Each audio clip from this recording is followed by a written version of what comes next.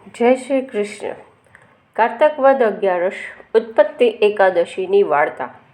શ્રી કૃષ્ણ અર્જુનને કહે છે, પૂર્વે સતયુગમાં મરુ નામનો એક ભયંકર રાક્ષસ થઈ ગયો. તેણે ઇન્દ્ર ઉપરાંત સૂર્ય, વસુ, બ્રહ્મા, વાયુ, અગ્નિ વગેરે સર્વે દેવોને જીતી લીધા હતા. આથી ઇન્દ્રદેવ ભગવાન શ્રી શંકર પાસે ગયા અને તેમને કહ્યું, હે શંકર ભગવાન, સ્વર્ગમાંથી મને સ્થાન ભ્રષ્ટ થઈ પૃથ્વી ઉપર ભટકીએ છીએ, તો અમારે શું કરવું? મહાદેવે વિષ્ણુ ભગવાન પાસે જવા કહ્યું અને ઇન્દ્ર દેવતાઓની સાથે જ્યાં નારાયણ ભગવાન જળમાં પોઢ્યા હતા ત્યાં આવ્યા ને તેમની સ્તુતિ કરીને એ પરાક્રમી દૈત્યનો સંહાર કરી વિજય આપવા વિનંતી કરી. એટલે શ્રી વિષ્ણુ ભગવાને ઇન્દ્રને એ રાક્ષસનો પરિચય પૂછ્યો. ઇન્દ્રે જવાબ દીધો, હે ગરુડધારી, બ્રહ્માના વંશમાં ઉત્પન્ન થયેલા ચંદ્રવતી નગરીના નાડીજંગ નામના વિખ્યાત મહારાક્ષસનો એ મરુ નામનો પ્રતાપી પુત્ર છે.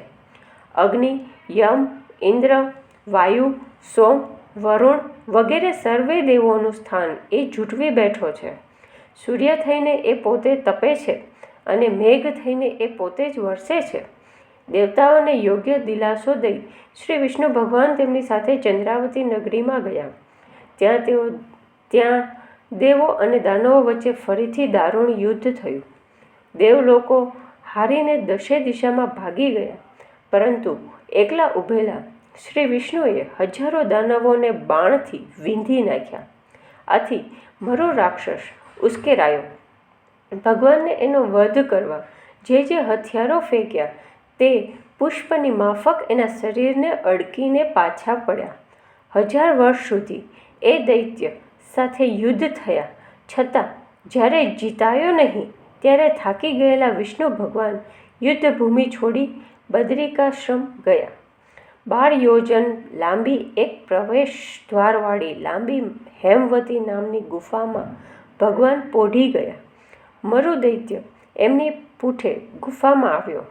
દુષ્ટનો મનસૂબો જાણી શ્રી વિષ્ણુના શરીરમાંથી એક સુંદર કન્યા ઉત્પન્ન થઈ. દિવ્ય હથિયારોથી સજ્જ એવી એ દેવાંશી શક્તિએ મરુ સાથે મહાભીષણ યુદ્ધ આરંભ્યું અને થોડી જ વારમાં તેનું મસ્તક કાપી નાખ્યું. બાકી બચેલા દાનવો પાતાળમાં બેસી ગયા. ત્યાર પછી જગત પિતા ભગવાન ઉઠ્યા અને મરેલા દૈત્યની પાસે હાથ જોડી માથું નમાવી ઊભી રહેલી પેલી કન્યા તરફ જોઈ આશ્ચર્યપૂર્વક બોલ્યા, હે કલ્યાણકારી, તું કોણ છે અને આ ક્રૂર માયાવી દૈત્યને કેવી રીતે મારી નાખી તે મારા જીવનની રક્ષા કરી? જવાબમાં તે કન્યા બોલી, ત્રિકાળ જ્ઞાની જગત પિતા, આપનાથી કંઈ જ અજાણ્યું નથી. આ તમામ તમારી જ લીલાનો પ્રભાવ છે. આપને નિંદ્રાધીન જોઈ આ દૈત્ય મારી નાખવા તૈયાર થયો હતો. તેથી આપના અંશથી ઉત્પન્ન થઈ મેં તેનો સંહાર કરી દેવોનું દુઃખ દૂર કર્યું છે. હું આપની જ શક્તિ છું. ત્રિલોકના રક્ષણ માટે જ મેં જન્મ લીધો છે.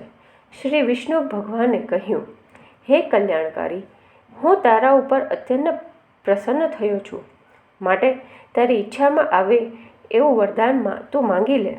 તે કન્યા બોલી, હે ભગવાન, જો આપ મારા ઉપર ખરેખર પ્રસન્ન થયા હોય તો મને એવું વરદાન આપો કે ઉપવાસ કરવાથી ગમે તેવા મહાપાપીનો પણ હું ઉદ્ધાર કરી શકું. જે મનુષ્ય મારે એકાદશીને દિવસે પરમ ભક્તિથી ઉપવાસ કરે અને જીતેન્દ્રિય રહે તે જન્મ મરણના ફેરામાંથી મુક્ત મેળવી વૈકુંઠ ધામમાં જાય. ભગવાને તથાસ્તુ કહી એણે માંગેલું વરદાન આપ્યું અને કહ્યું, હે કલ્યાણી, તું મારી શક્તિ છે અને આજે 11 ઉત્પન્ન થયેલી છે. માટે તારું નામ ઉત્પત્તિ એકાદશી થશે. જે તારું વ્રત કરશે તેના સઘળા પાપો દૂર કરી તેને મોક્ષ પદ આપીશ. ત્રીજ, આઠમ, નોમ, 14, 11 એટલી તિથિઓ મને અત્યંત પ્રિય છે અને એ તિથિએ વ્રત કરનારને અધિક ફળ મળે છે. તે દિવસથી એ કથા ઉત્પત્તિ એકાદશીને નામે પ્રસિદ્ધ થઈ. આમ આ એકાદશી વ્રતની ઉત્પત્તિનો ઇતિહાસ છે.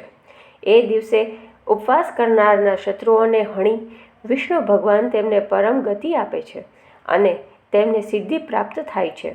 ઇતિ શ્રી સ્કંદ પુરાણે કાર્તિકેય કૃષ્ણ પક્ષે ઉત્પત્તિ એકાદશી સમાપ્ત. જય શ્રી કૃષ્ણ.